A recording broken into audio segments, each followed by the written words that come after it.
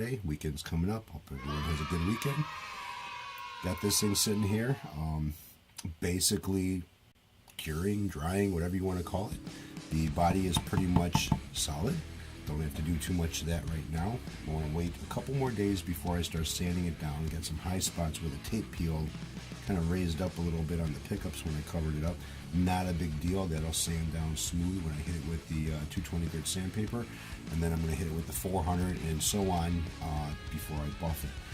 And I still have to cut these guys out. I still want to see how thick this top came out. I think it's pretty good as far as how thick it is, but I won't know until I see it. Adding a glaze coating to something can add like more than a 1/16 to the top of your project, and with having to put a bridge in and everything else, you don't want it to be really too thick because it's going to throw things off a little bit. It could be up to a 1/16 or even more. Now, I didn't put 2 heavy coats on here. I put 2 light coats on here, so I'm hoping that it won't be that much to sand. As you can see, the neck is now just one color. I ended up removing the bursting that was on it, basically stripping the whole neck down, and just staining it to the body of the guitar. The reason being is because it didn't match very well with the body. I wasn't too happy with it. Bursting on the neck was a little bit of a pain in the ass, especially with the frets in place, because you can't burst it the way, the frets are metal. You hit it with the sandpaper and it's going to end up scratching the frets, and I didn't want that. I've already done a fret job on here, and I don't want to have to do another one again. So basically, it's going to be just the color of the body, no more bursting. Some of you guys liked it, some of you guys didn't like it, which is fine. I kind of liked it, thought it was pretty interesting the way it looked. If I ever do a fretboard where I end up making it myself, I will do something with a burst before I put the frets in. It just seems to be, it would be a lot easier to do it that way, especially in these smaller areas where the frets are tied together. It just becomes a little bit more of a pain in the ass. Now, the body, I gotta say, this thing, if I can get a reflection of shit in there, I mean, it's unreal. That's why I love this glaze coating shit. It didn't add that much weight to it, and the body was pretty light to begin with, and it still is. And this shit's hard as a fucking rock. I ended up taking a ice pick and kind of like hitting it in some areas on top of the pickup area cutout, just to see how solid it was, how it's doing as far as curing goes, and I think I'll give it like a couple more days just to be on the safe side before I start doing anything with it. So far so good, everything's working out. Like I said, I want to do a sanding on it, and we'll first see how thick it is and then do a sanding on it. I am going to buff it just like I always do with the glaze coating. It just seems to bring it out really nice. But I like it. It's working out pretty good. Now, the problem with glaze coating is that when you're doing anything that's like a flat surface, you want to make sure that it's level. I mean, perfectly level. This countertop has a pitch to it, a slight pitch going towards the back wall, which was done on purpose. In case anything was spilled on this counter, it's not going to end up on the floor. It's going to kind of go slowly towards the back wall. And if you're doing something that's a glaze coating that has to, it basically self-levels, if this is sitting up on an angle a little bit, well, it's all going to kind of huddle up in that area, the lowest spot.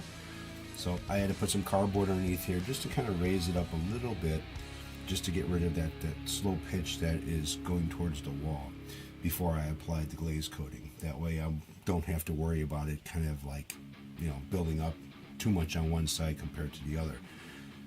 So it worked out pretty good. No problems, no issues, no nothing. I mean, it's on there, and it's on there pretty damn good. Just waiting for, time game now. Just waiting for it to cure up as hard as I can possibly get it before I start working on it. You don't want to work on it when it's too soft, because when you start sanding this, you get what I call, and a lot of other people who do painting and shit, like corn rolls, where it looks like little round, long pieces of whatever your finish is. It'll kind of roll up, and that's not cured all the way. So you want to be careful trying to sand something. You start seeing that, it's like, well, wait a minute. You're breaking the outer shell. The outer shell is probably harder, a lot harder than what it is underneath the harder shell. So now it's just rolling up on you. So you want to be careful with that. The longer you let this shit sit, the more it cures, the harder it gets, the better off you will be. You don't want any corn rolls, you just want dust. So after I get done doing after everything gets done, I'm going to end up sanding the back. This is what the back looks like right now. Didn't do nothing with it. I got some tape inside there. I taped off the holes that go all the way through the body, and I end up plugging up the holes on the inside of the body. So when I drill these out, I'm not going to have a problem where the I can't remember what the ferrules, I guess they call them the string ferrules.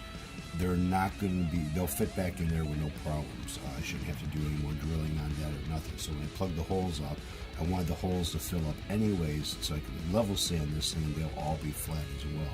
So if you take the bridge off of it, it'll all look like a flat piece, not have something where there's waves or indentations.